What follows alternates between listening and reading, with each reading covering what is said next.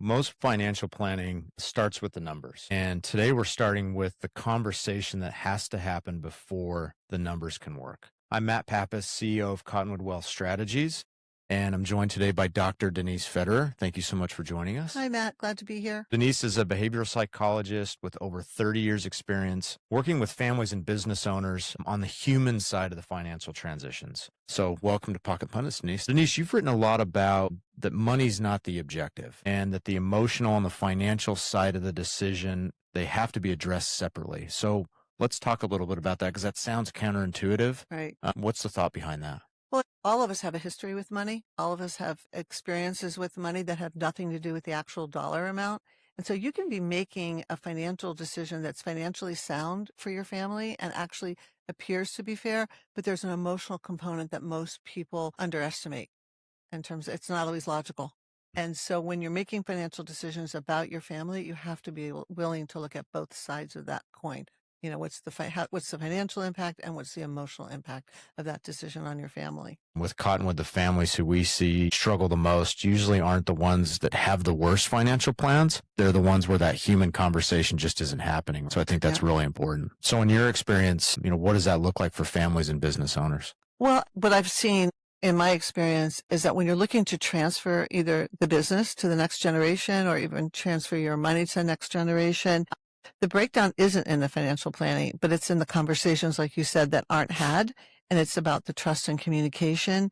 So assets might survive the transfer, but oftentimes relationships don't. Sadly, I see it every day when you don't have important conversations about the money, what the money means, and why you're making some of these decisions. We've all probably seen the stat. There's a significant amount of wealth that's going to be transferring over the next 5 to 10 years. 84 trillion. I've seen a number as high as 125 trillion, but at the end of the day, it's a big number. So Denise, you've written about this.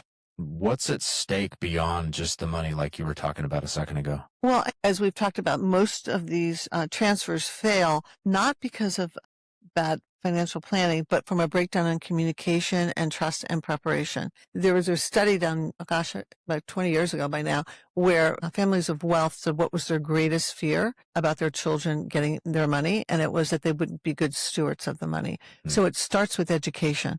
And it starts with families of wealth talking about money with their children at a young age and helping them understand the responsibility of it, as opposed to all of a sudden finding out as an adult, in an estate plan, wow, I have a couple of million or I have more than that. So I think the transfer doesn't come because of people's inability to have communicative conversations and really talk about the hard stuff. Talking about the preparation piece, there's the succession piece that I think is a little bit underappreciated. I mean, that one of the stats I keep hearing is that 79% of boomers, business owners, they want to retire soon, but fewer than 1 in 5 actually have a succession plan. Right. I think that's really surprising for folks. So, why do you think there's such a big gap? Well, I think, and some other stats were too, I think I shared before, if one of those researchers said that if you were 65 and didn't have a plan, you likely did not plan on leaving your company except through death. So I think that, again, fear of the future for many of people, entrepreneurs and founders, their business is an extension of who they are.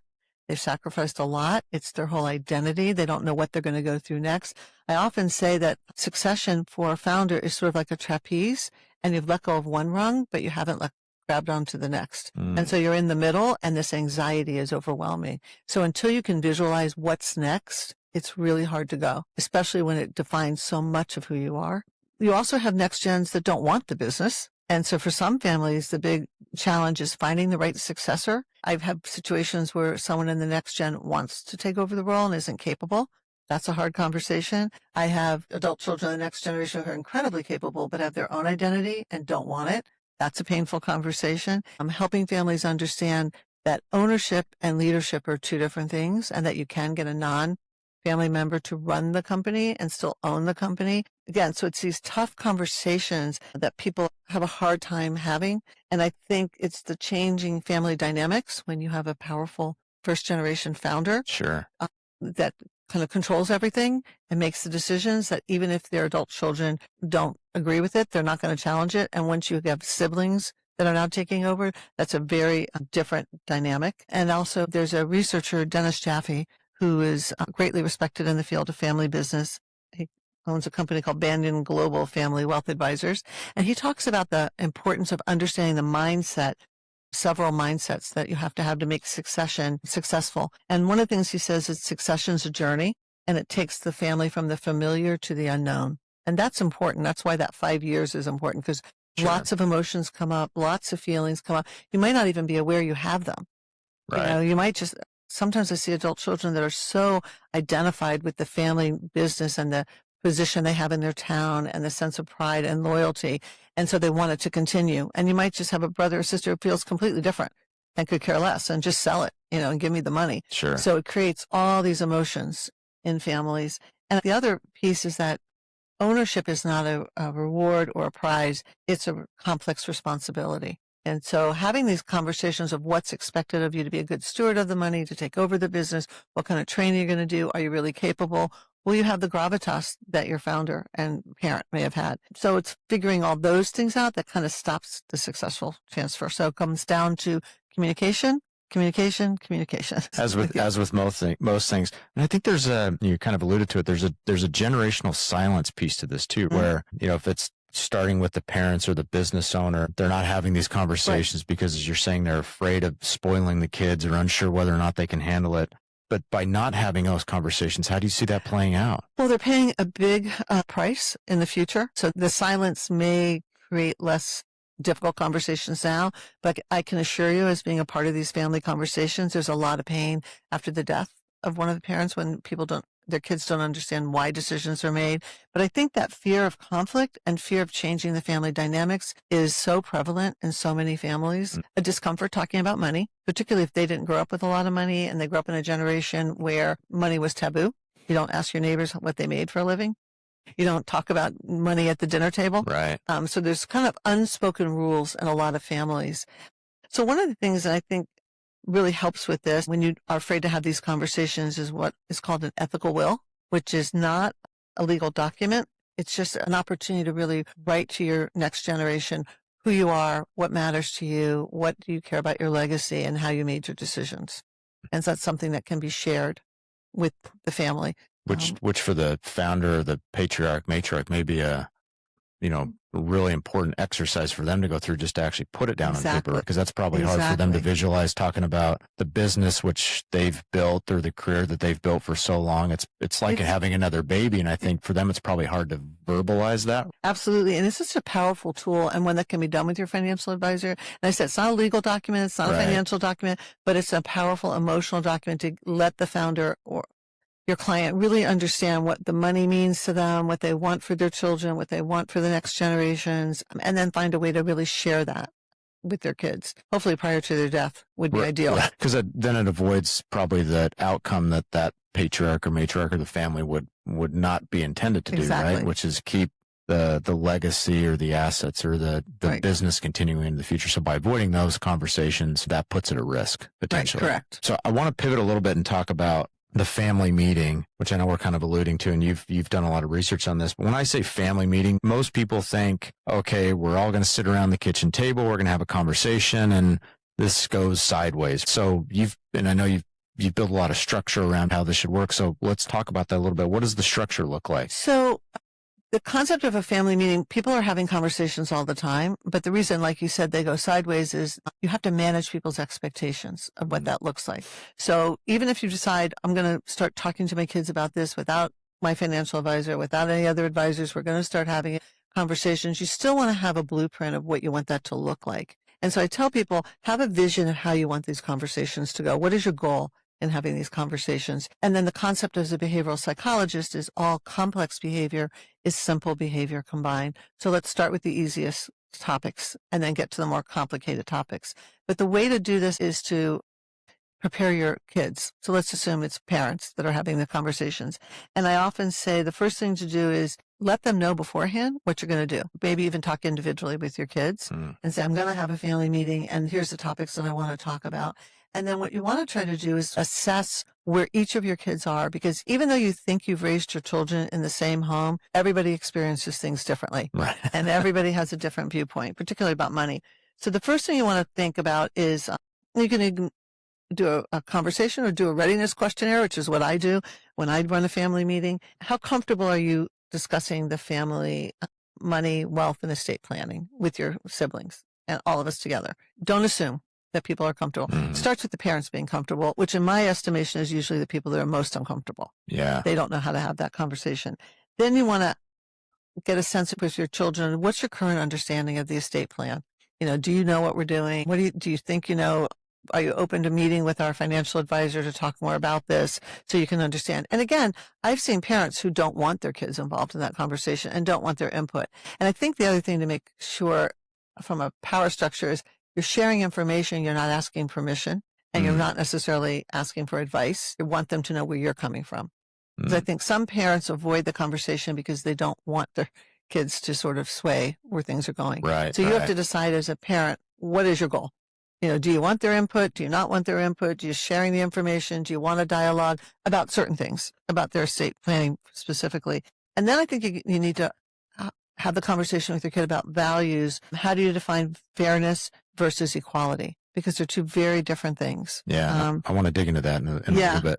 But the parents are starting this process. Would you say the entry point for, say, a family that's never done this would be to start with some of those questions? Maybe it's one-on-one with the kids. Right. Are you comfortable with it? This is kind of a kickoff point. As a kickoff point, I think just so you're not surprised and they're not surprised, so you try to uncover what are some of their trigger points in this conversation and what topics would be hot topics and what should be pretty safe. I actually think if you prepare everyone, one of the easiest things is to meet with your financial advisor and share your plan. Sure. But if there are trigger points in that plan, you sort of want to, have those conversations. And I think you want to find out from your kids too, are there any topics that you wouldn't want to talk about, that you feel uncomfortable at this first meeting, or anything you want to avoid? For example, if you're going to be giving real estate to one of your kids and liquid assets to another, are you willing to share why? Because they may not know why you're doing that. Sure. I often tell families that own businesses, if you have other assets, you don't want your kids working for their siblings. So you want to be able to give other assets to the non-working kids in the business if you can, or make sure that the one working in the business maybe has a higher percentage so they can make decisions, because that really creates a lot of tense dynamics oftentimes when the siblings not working in the business have a lot of opinions about their brother or sister and what they might have done differently. Sure. And how they're running the business. Some of the other hot topics I've seen, I'll just do an example. A sister may know you gave their sister money for a home, for a down payment, and wants to know, is that going to get repaid? Am I going to get the same amount? Very uncomfortable things to kind of bring up with everybody, but still on someone's mind. Yeah, makes sense. So it sounds like kind of getting into some of those details would be the ultimate goal. Would you say for families that are willing to sit down, getting into those details is more what the structure would look like for a family? Yeah, and I think what you want to do is create an agenda.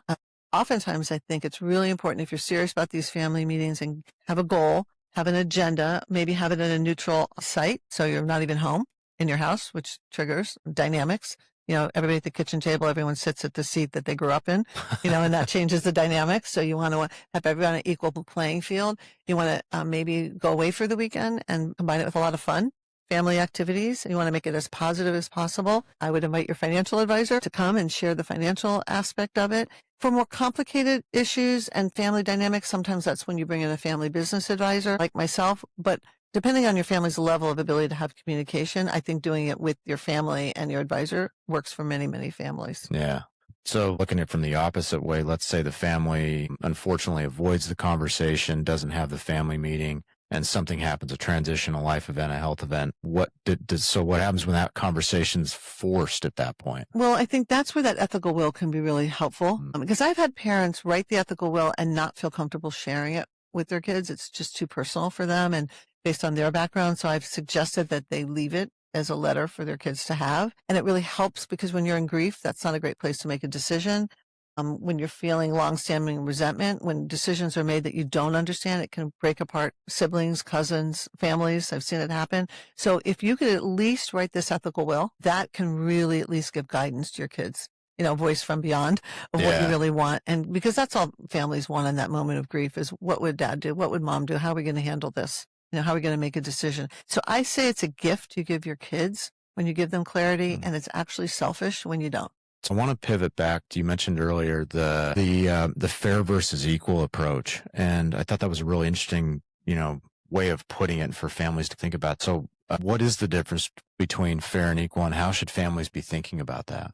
So equal is when you actually split things equally between everybody. Financially, dollars a cents, yeah. Equally. Okay, we have $100. We're just going to split it 50 to each of the kids in the family. Done. When fair, which is anyone who's a parent knows life is not easy and it's a lot more complicated.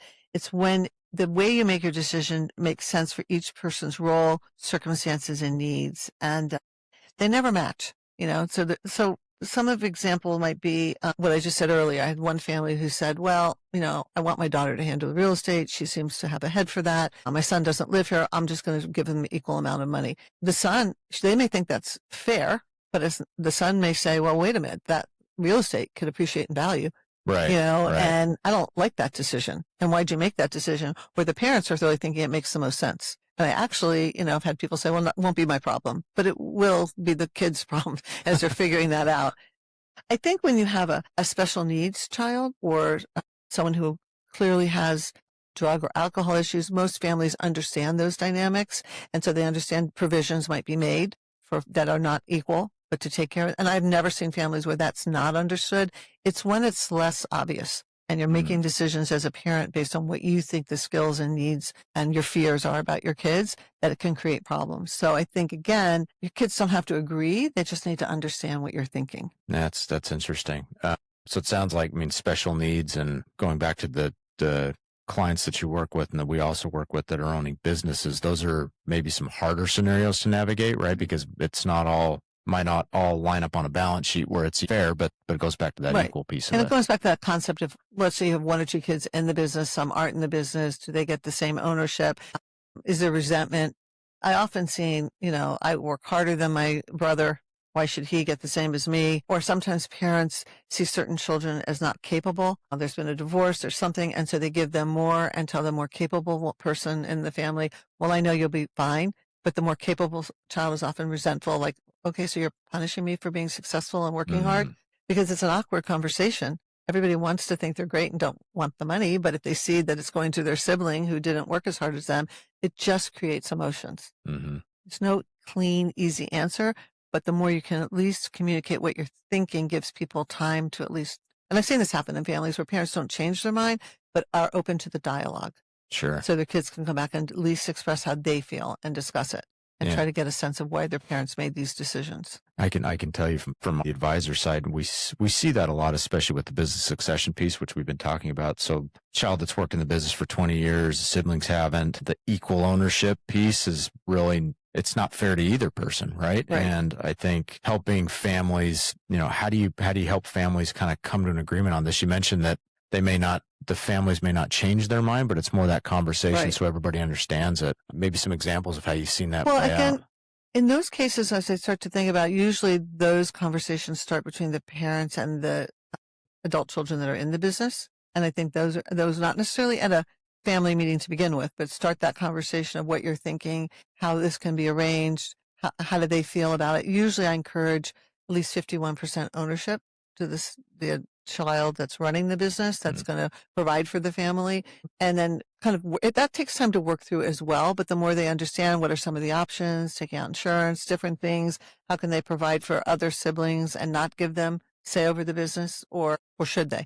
So again, I wouldn't do that at a big meeting first. I would start with the kids that are involved that it impacts the most and get their perspective and get them. And I've watched adult children really do a 180 from absolutely not, that's so unfair, to really understanding where their parents are coming from and the sense of responsibility, and together kind of collaborating on what makes the most sense for them. And because the more they accept that, the more it's going to be successful when the parents aren't here. Yeah, I think that's a good point. And going back to having an advisor in the room, or it's some sort of a neutral party.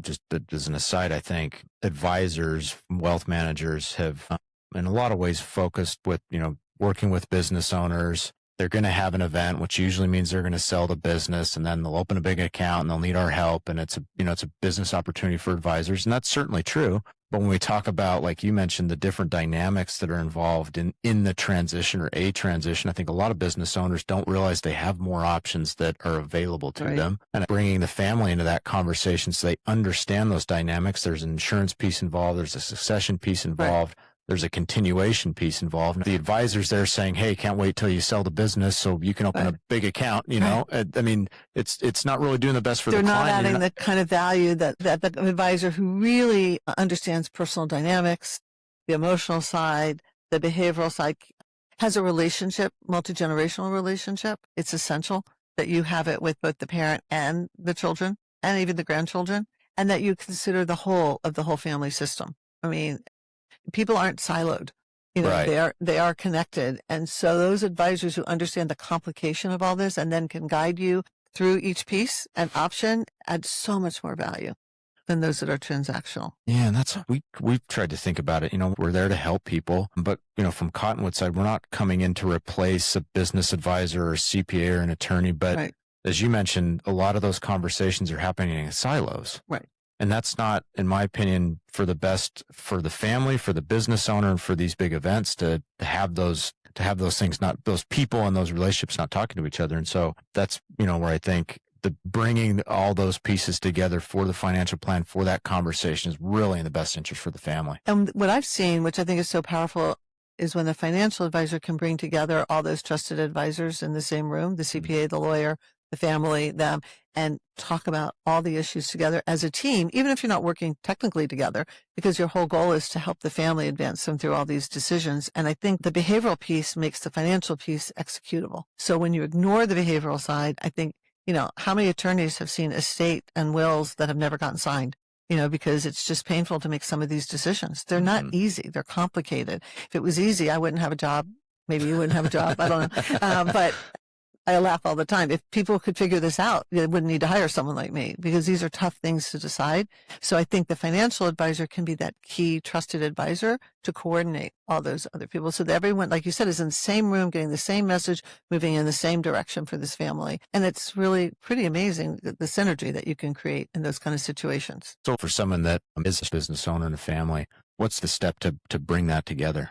I think maybe just start talking to someone like, you know, Cottonwood, talk to the financial advisor and say, would you feel comfortable? Reach out to my CPA, reach out to my lawyer. Can we all kind of get on the same page, talk about this, and kind of invite them into a family meeting? That would certainly be down the road from the beginning, family meetings, but I think that would really help.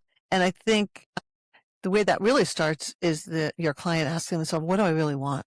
If I had a magic wand, and I can make everything easy and my family get along great and be close and communicating when I'm gone, what do I need to have happen? And then the next thing is kind of move from certainty to curiosity. Could I make that happen?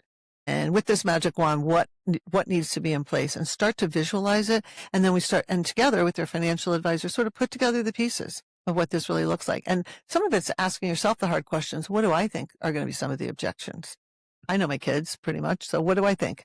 Who's going to come from this position? Who's going to come from that position? How do I get them to start the communication? Because parents have a lot of power from the grave and when they're alive, you know, and your kids primarily, regardless of your relationship, no matter how positive or negative I might be, kids always want their parents' approval. That's just sort of a human dynamic. Yeah. So you hold a lot of power, and so you can use it wisely by doing the scary thing and having these tough conversations and modeling it for them, for their families, for their future. What do you think the cost of not having that conversation is? Oh, it's pretty divisive, you know, and it's, you know, and as a parent, I want my kids to have a relationship and their children, you know, in generations to come. So I think it's pretty painful if you're making some of these tough decisions and you're not having these tough conversations. You just don't know where this is all going to go. So if you want to have some sense of your legacy being this beautiful family that you've created, then you want to use your power wisely, and you can use it wisely by opening up these tough conversations and starting them with someone like you. Just saying, and understand what your fears are. The reason I'm not having this conversation is because, you know, this is what I'm worried about. Which is the hardest first step. But I think that picture you just painted is very likely what most people would aspire to. Most families, most patriarchs, most matriarchs, the parents, the grandparents. You know, people give up a lot to create these businesses and to create this wealth. They've sacrificed a lot. And so they have to ask themselves, what, besides just the dollar amount, as we start off in the beginning, it's about much more than the money. You know, what is your legacy? How do you want to be remembered? And what do you want your kids to learn from you? Yeah. Well, if I had to name one thing that kind of connects everything today, the wealth transfer, the succession gap, the family meeting, the fair versus equal, I think it's this: the outcome of any major financial transition is determined very much by the quality of the conversation before it. and that's by the quality of the plan. And Denise, what do you think is one thing that you'd want someone listening today to take away from this? Start today. Don't wait for the crisis. Don't wait for a health crisis. Don't wait for something to happen unexpected. Take control of it so that you are intentional in what you want to accomplish. Think about, ask yourself some of the questions that we talked about today. And I think the most important thing is start when it's easier to have the conversation. It's sort of similar, like I've talked to clients about planning their funeral. I said, plan it when you're well. When you're 40 and you don't have to think about it. The closer you get to end of life, the more painful those conversations are. So it's like the term, the best time for insurance is when you don't need it. Exactly. Right? It's the same concept. Exactly. So it's less emotional when everyone's health is in good shape and, we're starting to think about the future and the positives about succession planning and the excitement about the future. That's when you want to start the conversation. And if that's passed a little bit, that's okay. Start it today. And I think the final thing, if you feel like it's just too much, your family's complicated, the dynamics are complicated, all families are not the same, I really encourage people to research this ethical will idea just for themselves, or just write a letter, to your kids and start asking some of the questions. What do you want them to know? Even if you feel you can't share it with them, it's something you want to give them later. Well, thank you, Denise. And for everyone listening, if you heard your family or your business in any of this, do two things. Start the conversation and find the right person to have in the room with you. So thank you for joining us at Pocket Pundits. See you next time.